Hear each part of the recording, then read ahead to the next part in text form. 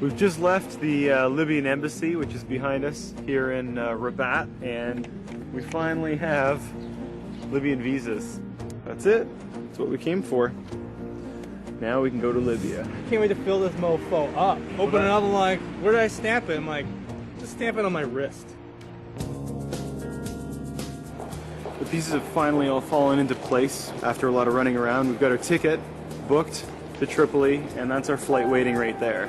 As I was going through customs, the guard kind of pats me down and has a look at my passport and the ticket and says in Arabic, blah, blah, blah, blah, blah, Tripoli, ha, ha, ha. He gives my passport back to me and he's like, bon voyage. I was like, why? The Sahara Desert was something that we totally missed out of North Africa, so we wanted to continue on, and we figured where else better than Libya, which holds an enormous amount of the Sahara Desert.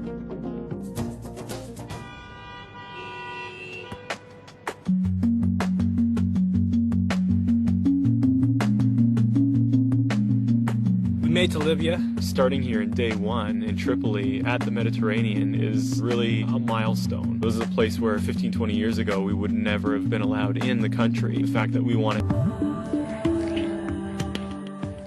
Because it's so difficult to get in here, there are very few visitors here, which leaves Libya unspoiled by tourism.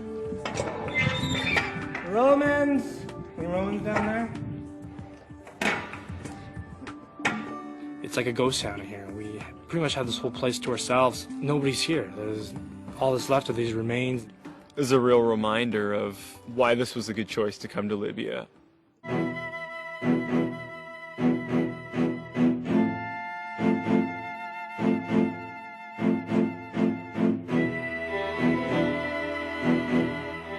This is like the port of death for all these other arenas. These walls aren't that high, you know what I mean? They gotta be about maybe 6, 7 feet, probably about 7 feet high. So that animal could, like, they're a tiger, he could just jump up right in the crowd. You know, sometimes I wouldn't pay to have a front seat. You notice when you walk out, they got those doors, those small little doors? Yeah. Those aren't for midgets, those are for tigers. I guarantee you, back in the day, no one would do this. I'm sure I put a tiger in there. No, I better go investigate. I swear last time there was a lion in here. Do you want to see us fight?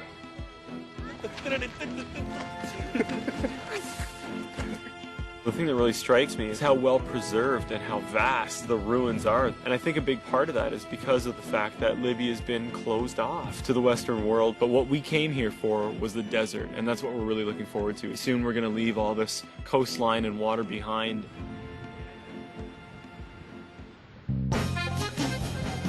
We're at El Hafra. The idea tonight is to pick our meal and then get it cooked up for us. Out of all of the fish here, what fish do you recommend? Toads. Toads. Toads. You know toads? No. Like toads, like rivet, rivet, rivet? Oh, okay. I think it's the most expensive one, but it's okay. It's, Okay. yeah, He says it's the most expensive, but... What a cool color paint my car. I'm gonna take a picture of this barracuda and take it to my body man. I've been weighed in here with my fish. Now they'll clean it, and it doesn't get any fresher than this. I could spit to the Mediterranean right now. That's how close it is. Want to try it? I'm not eating barracuda. All right. So we're both fed with this one fish, so that's not a bad deal.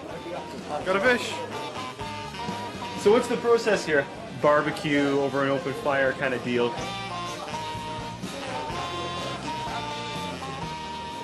Cheers. Isn't this a romantic dinner together, eh? You got half the fish, I got half the fish. I ordered for us. Where's the candlelight? Where's the wine? You're not that one. Yeah, you're a cheap date.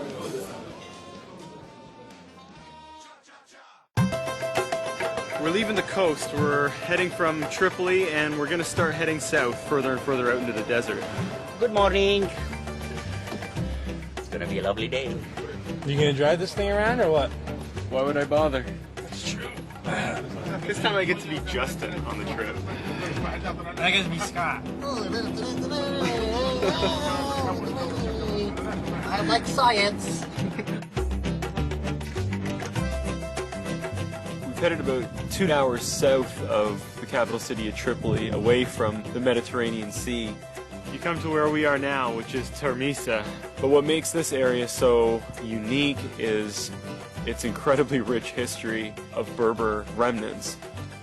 And so this is abandoned now, but you can still kind of walk around and see how this old village was put together, because the remains are pretty well intact. So much history is in here, and now it's like no one's even here. Until we showed up. Let's renovate this place. Uh-oh, look at this. Let's close out this doorway here, and then may open this up for a little more natural light. What do you think? That would be much better. The cool thing is you can put like all these little pictures up because you have these little nooks and stuff. And the best part, I think, is probably the balcony. Have you seen that yet? Check that out. I've been on a diet, so I can fit in here. You fit in here? You get here. Just fit. Look at the view. Big screen plasma hooked up somewhere in here. It's a fixer-upper. I think you're probably gonna want this pull-back tray. You go to a town, we have the whole town to ourselves because it's completely abandoned. From the top of the village, looking out, was isolation. But that's what we're here for, Saharan life. I love the desert, I love the way it is. This is the biggest one in the world. It's just a matter of getting there now. There's a bunch of stops we have on the way, but the majority of the trip, you can be thinking about getting it out in the sand dunes and just having some fun out there.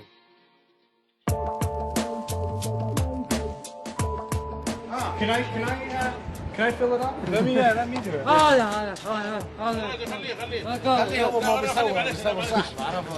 Gas here is 8 cents a liter. 8 cents, not $1.08. 8 cents a liter, just like my dad used to do. There we go. I used to hear stories from my dad and my grandpa. I remember when I used to fill my car up and cost me $5. Well, guess what? I'm gonna be able to say that to my kids. 50 liters for 8 dinar. Guess how much it cost me to fill up that? I don't know, 55, 60 bucks? 8 dinar. It's like $7.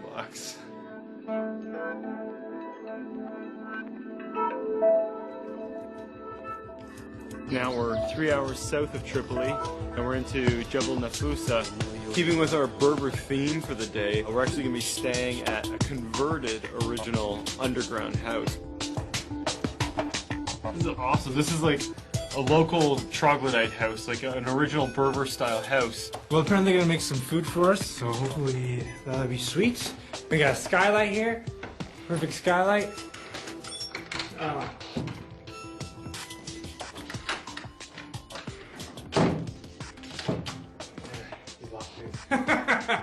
Hope you find some food in there, caveman.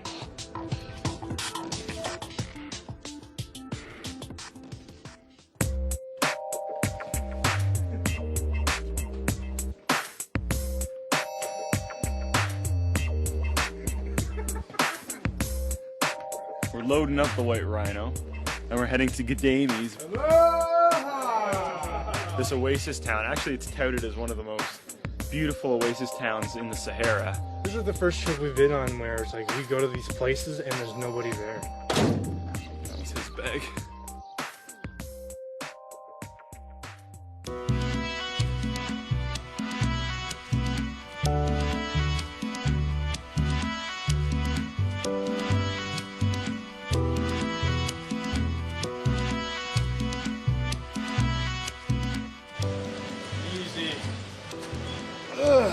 I'll pay for this round of fuel.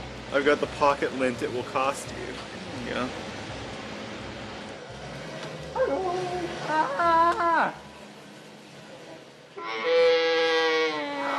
Hard one?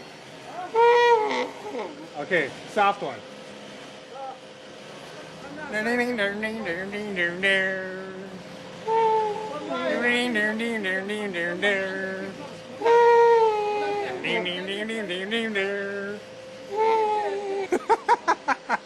I can play a friggin' Campbell. Well done.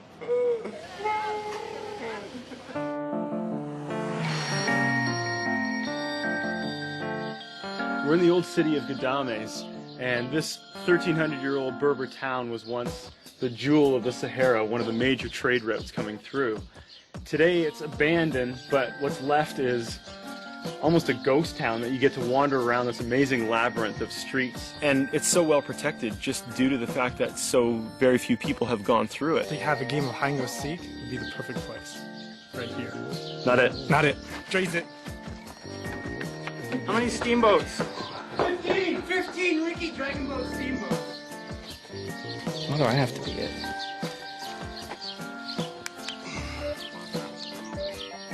One, two, three.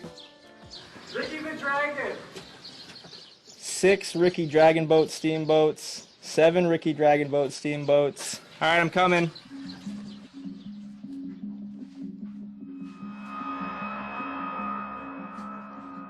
There's no way I'm gonna find anyone in here. Just goes on forever.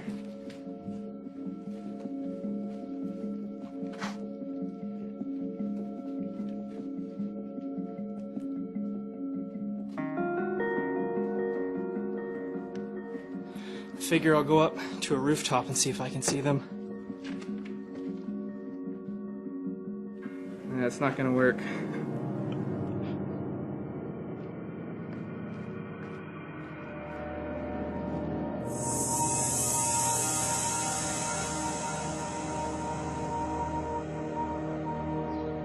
I haven't seen the same thing twice, so I'm lost. I have no idea where I am, and I have no idea how I'm actually gonna find those guys, because this city just keeps going and going and going.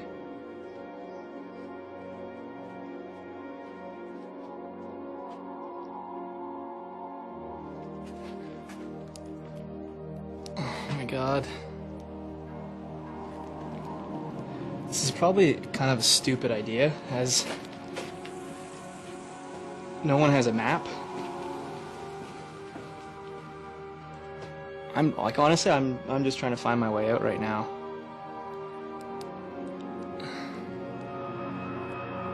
The last thing I want to do is get stuck here when it's dark, because I don't have a flashlight either.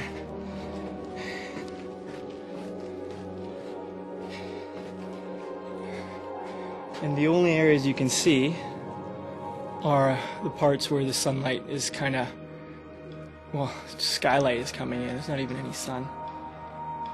And it's just alleyway after alleyway, and there's no one here. No one. There, that's a bit more sun. It sounded like a really good idea, but I don't really think we thought it through. I know I'm not going to find the guys. I just have to try to get out of here and get back to the hotel. Scott!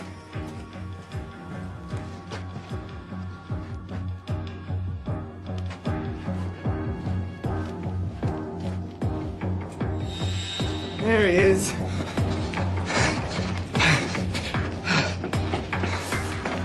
I got you. I don't know where I'm going anymore, dude. Tag. Yeah. It's official.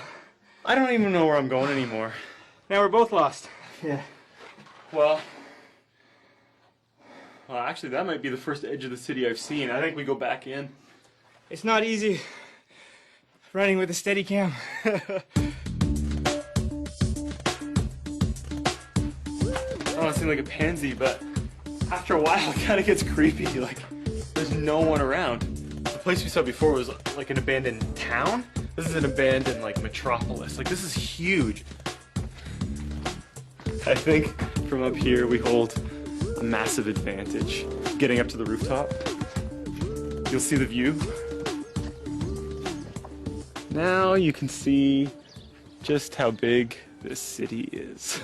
It's just rooftop to rooftop to rooftop. The cool thing is, actually, it's not cool at all. I'm walking the women's only pathway. During the daytime, the women would only use these pathways to connect from building to building. But as long as Justin doesn't get word of that, it's actually not as easy as it looks to get a good view. I mean, you can see all the rooftops, but you can't really see down in. Occasionally you catch one of those skylights, you know, that look down, that we were walking underneath. I kind of almost wanted to get caught and at least have the two of our heads working together to get our way out of it. And I think it was only a matter of time before we found Justin. Of course, finding him asleep on the rooftop made it that much easier to track him down, although he's pretty fast, and I certainly didn't choose the right footwear. I had flip-flops in there. Trying to sprint around this old city was an absolute disaster. First, I just wanted to like run over there and be like, "Okay, guys, let's get out of here. Let's end this game." And then I'm like, "No, then I'll lose."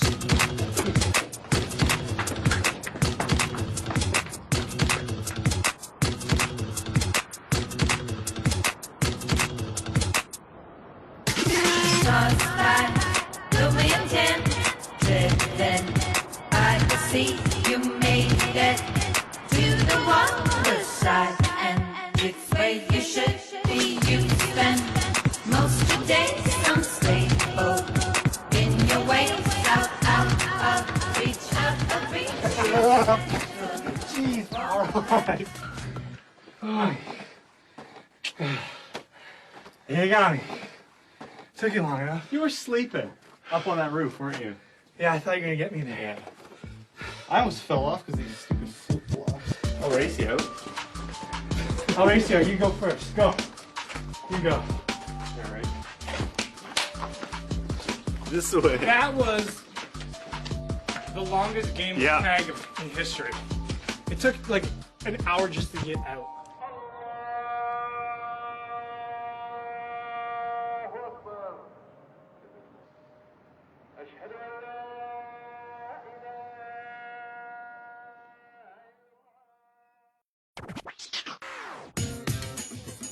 We're crossing this morning from Gdames all the way down to the town of Seba, which is the capital of the desert section of Libya. I think it's safe to say we're officially in the Sahara Desert now. The greenery is all but gone. Is a cat style, you know. Cats are always sleepy and they spend so much time taking naps during the day, during nights. There's a whole world out here. I know. I seen it. Good morning. We just pulled the white rhino off here and had a look. I guess there's a big rally race going on. With the help of our entourage, we've been able to organize a four-wheel drive vehicle that's going to take us out to the race. It's about 22 kilometers just out into the desert, so the white rhino wouldn't have made it on its own. Just a little tip for you. If you're going out to the desert in a four-wheel drive vehicle, it's important to have gas. And right now this vehicle has no gas and we're about to go out there. So our driver is trying to find gas wherever he can. Well, he was able to scrounge up 20 liters of gas and he says that might do it. I want one of those so bad. I'm really interested in rally, and Justin is a big gearhead, a big motorhead himself, and we were able to get really close to the action, and just like everything else, we were the only ones there watching it, and so it feels like your own private vacation. Yahoo! That is awesome. And there were bikes, pre-runner pickup trucks, and there were the great big transport trucks as well. And watching them blast across the Sahara was something else. How close is this? Way too close. Yeah!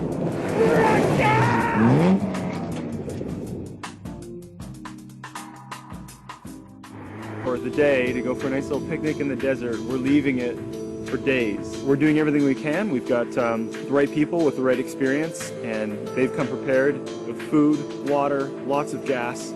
This is the biggest desert in the world, and we're about to take it on. You know, you never know what's going to happen. We can get 5 flat tires, and then we're stranded out there.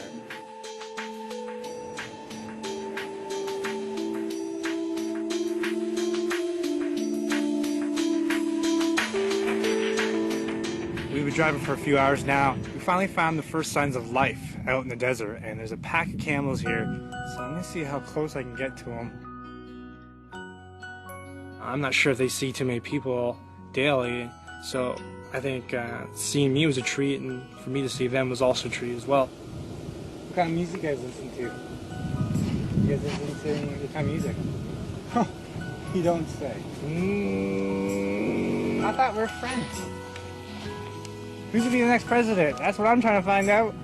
Remember, guys, every vote matters. I guess they don't like it when people start talking politics. They just leave. Maybe I smell or something. the heck's this thing? Looks like a rabble or something. I have no idea. Oh, Camel egg. camel egg. No, I fell for that trick once already in Jordan. Camels don't lay eggs. They're a mammal, and they tried to get me once on that before. So I don't believe it's a camel egg. I will show you the camel nest on one of the trees, and you can see the camels flying. I don't believe it. We may make omelet of this. Camel It's omelets. big enough to feed everyone. Camel omelets. That'll be a first for me. The guys are just starting to let some of the air out of the tires because of the change in terrain. We've gone from absolute flat nothing in every direction, and in the distance we're even seeing the sand dunes.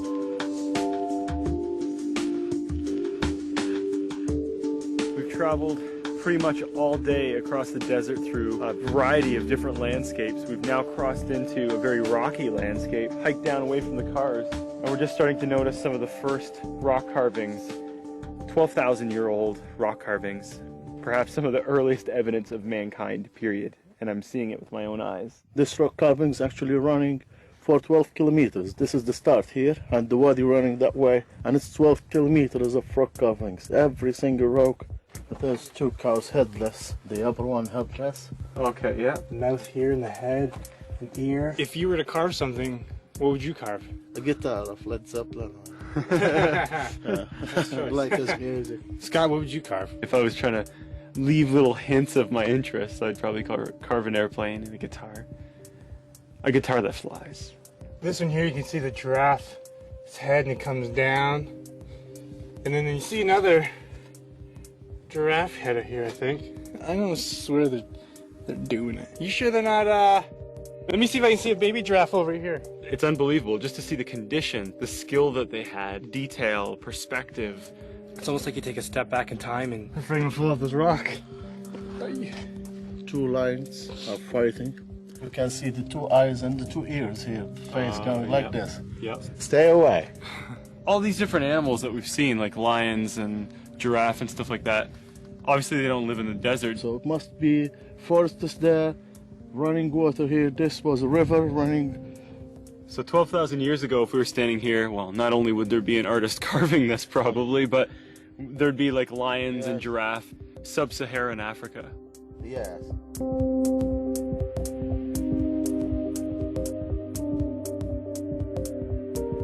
Just with the last sliver of light, we've made it to the edge of the real sand dunes. An awesome way to end our first day in the desert. Should always make a bet with Scott, because I always smoke him when it comes to putting up tents. Look at this. Is that you gonna sleep right now? No.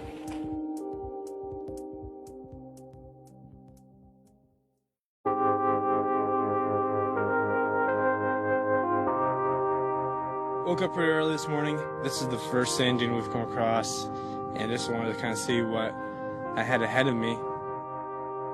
There's so much beauty to the desert. The sunrises, the sunsets. When you spend all day in the sun and it's beating down on you and you're cursing it every 5 seconds, for it to give you this beautiful sunrise and sunset at the beginning or the end of your day, you know, it makes it all worthwhile.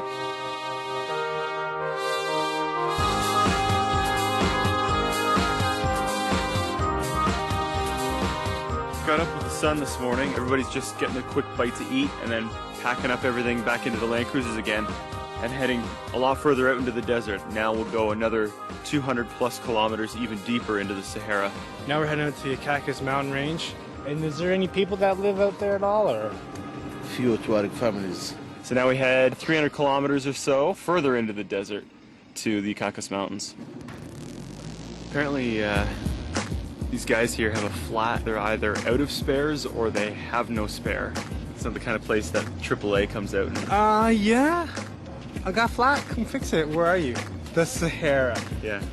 Whereabouts? I don't know. Luckily, we've come along and I don't know if they're going to give them one of our spares for it. Yeah, they better have some chocolate or something. We're saving their lives here. They're out in the middle of nowhere. I think we should demand some chocolate. What do you think? Sure, we will ask for chocolate, at least.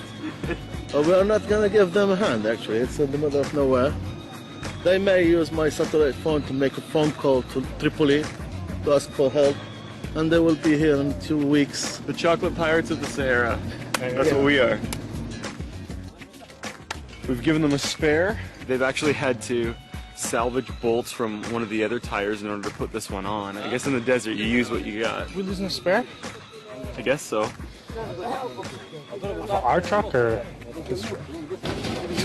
We will run now because I think they will ask for some food and they will ask for extra driver if we have.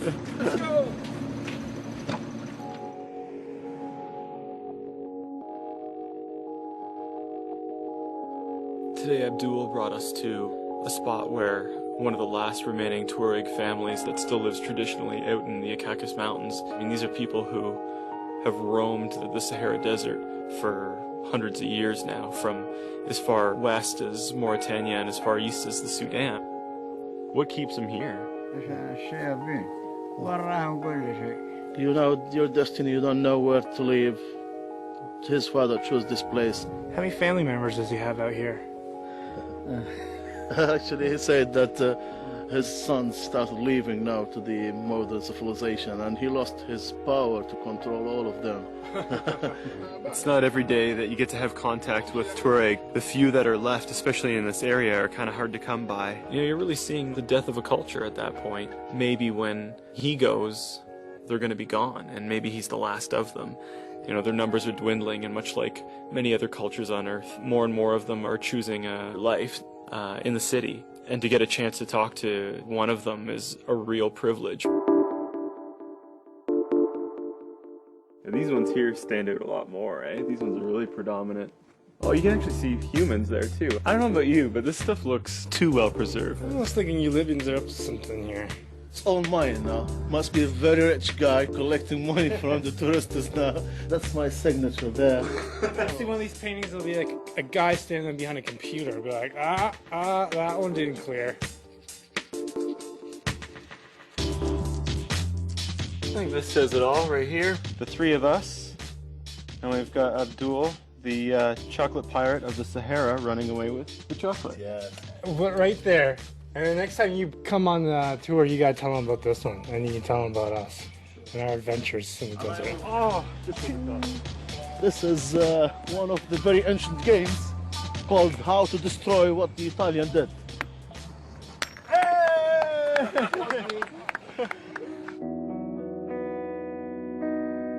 We've gotten quite a bit of wind trying to bear down for the night. You never know when a sandstorm's going to kick in. There's chocolate biscuits here. Anyone want? No, you. Not you. Not you. No one. For my energy to get power enough tomorrow to do more paintings for my caves. Oh, okay. Yeah, we better eat it up. You can put bit sands on it, and then it will taste like desert chocolate. Sand is actually a spice of the desert. What will look like Justin?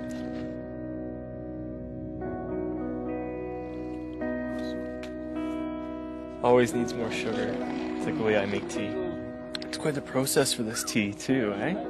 They boil it, and then they keep pouring it back and forth for the foam, and then they put it back on, it gets reboiled, and then they add the tea. Cheers! It's in a shot glass and everything. It's got some serious bite to it. It's like doing a shot.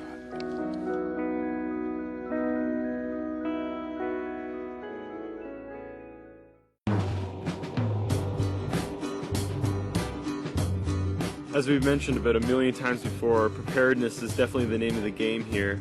Having lots of water, lots of fuel, spare tires, and in this case, a lot of extra belts for the engine. I just had my breakfast now. It was a hard job to change the engine belt. I did everything. You didn't even have to do anything, see? Everybody thinks that water's your main source for survival out here, but I kind of think we rely more on our vehicles, and you really gotta watch what you're doing out here. Luckily, our driver is pretty smart.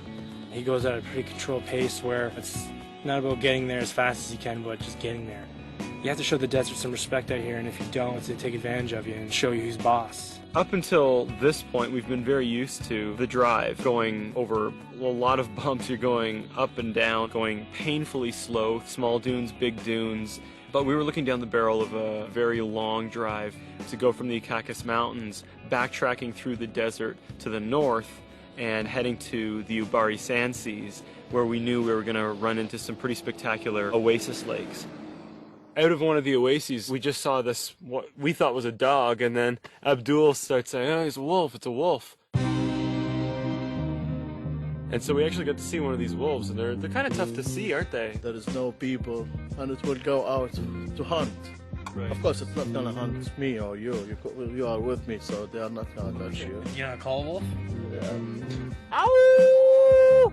Abdul's the Lion King of the desert. Sometimes, if it's very early in the morning, you will see them saying, "Hello, Abdul. Hello, Abdul." Yeah, I saw that. I think he scared him away more than anything. It was a long, hard trek to get to the Ubari Sand Sea, and we knew it would pay off. We had seen some dunes, but we knew we were going to get to some quintessential image of the desert, rolling sand hills and a beautiful desert oasis with palm trees and this little lake in the middle. You get a few days into the desert, and it's beautiful, but you drive for hours and hours and hours at a time. Some of the drives can get pretty daunting. You're looking at 6-hour drives of absolute flat nothingness. We came to our first dunes. When the landscape ultimately changes, take advantage of it. Where's this been? Some secret stash? This was just open today. Take a look at that. I get up first thing in the morning. Where do I find the chocolate? Right in front of Abdul. Look at this. Let's make some outside here to make it actually a real chocolate sandwich. I mean, it is chocolate. A little space for the fingers. Other side.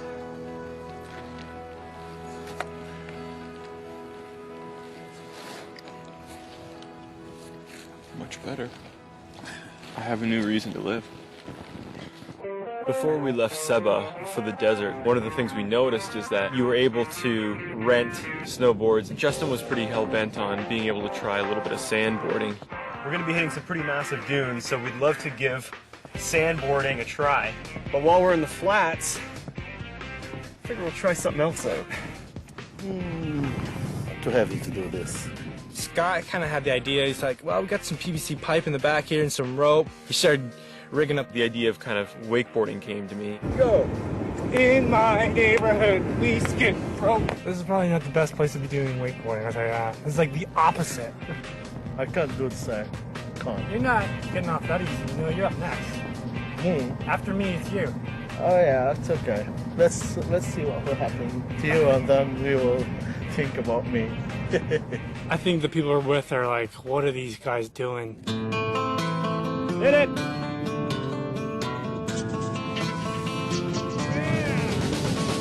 It seemed like there was very little transferable skill from the wakeboarding over to this wake sandboarding. Pretty good. Try to control the rope and keep the tension on it. It was my first time ever being on a snowboard. It was pretty hard for me to find my edge, and because of that, there was a lot of good spills.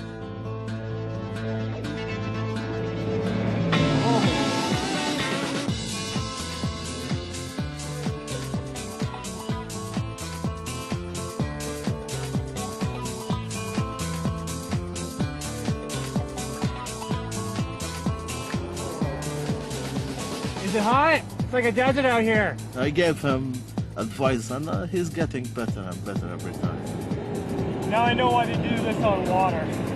I'd love to give him advice, but I've never wakeboarded before and I've never done this in the sand, so it's all you, buddy. Snowboarding, not just in the sand, but in the middle of the Sahara Desert. Didn't hurt too bad when you fell, right? I've wakeboarded with Andre before. Being a snowboarder and filming us, I think, was torture for him, so it was only a matter of time before he had to strap the board on it. He caught that real quick. He just got up and bam, away he went, and he was carving up a storm. He was shredding. He tried going to fakie, and he caught an edge, and he hit it pretty hard. I'm up next. I've never wakeboarded before, and I've never sandboarded before, so I don't know how good I'm gonna do. Hopefully I can hold my own out here.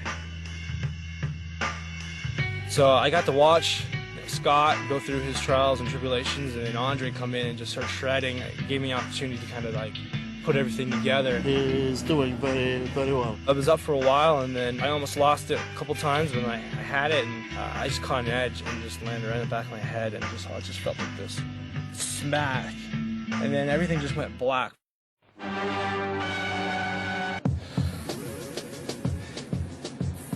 Oh shit, I really hit my head. When it happened, I'm like, I didn't even know what was going on at the time, and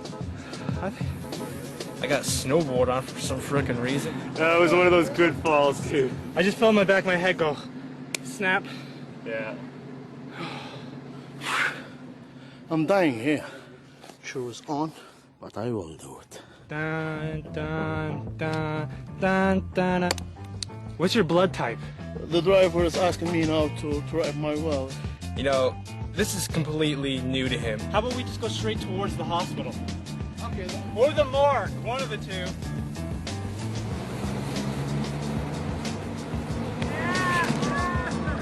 You good, buddy, you good. Stick to the chocolate. That's why I cannot balance my body.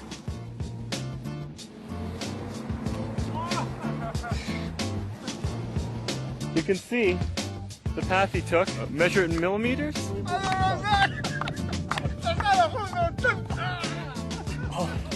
That's stuck.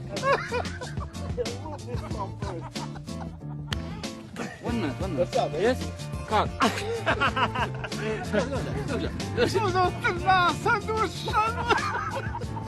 Abdul, the good news is you now hold the Libyan world record for sandboarding. Until a six-pack pulls it off.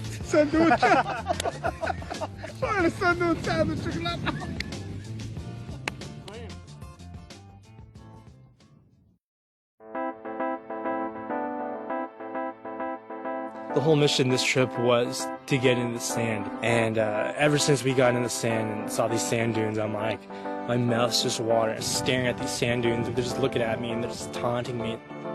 I had to send an email out, and it was just an email back to my family, and it just said like, yeah, I'm going to Libya. And the first response was, why are you going there? Like, you can go anywhere you want in the world. Why would you go there? People are so, have their mindset on everybody else has been to, and it's been suggested by 100 of their friends, and people just feel that they gotta stick to the five-star resorts, and they have to stick to places that they've seen in a magazine. It's hard for other people to understand why we go to some places we go to. It's the adventure, you know, it's seeing something that no one else has seen, and be able to come to Libya and come to the desert and see the biggest desert in the world. And like, why is that not a draw to more people? I'm sandboarding in Libya, in the biggest sand dunes in the world, overlooking this oasis. What else could you really want?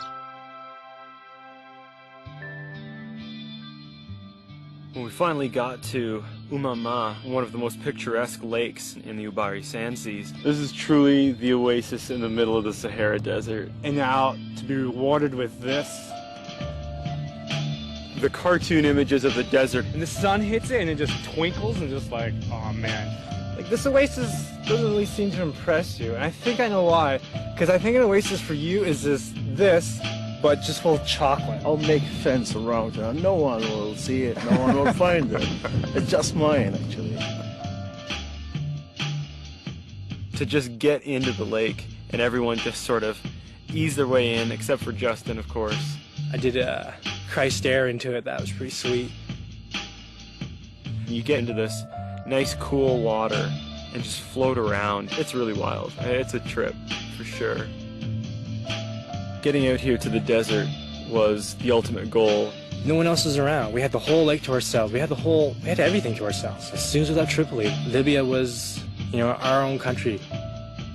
You know, it's just a matter of time before someone comes in here and puts all these hotels and, you know, just take over this place and tourism out the ass. But the way the Libyan government has set things up for us, and for every other visitor and tourist for that matter, really makes you feel that coming here is a privilege.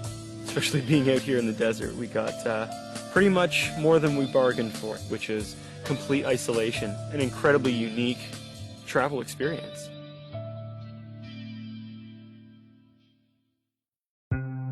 we're making our way to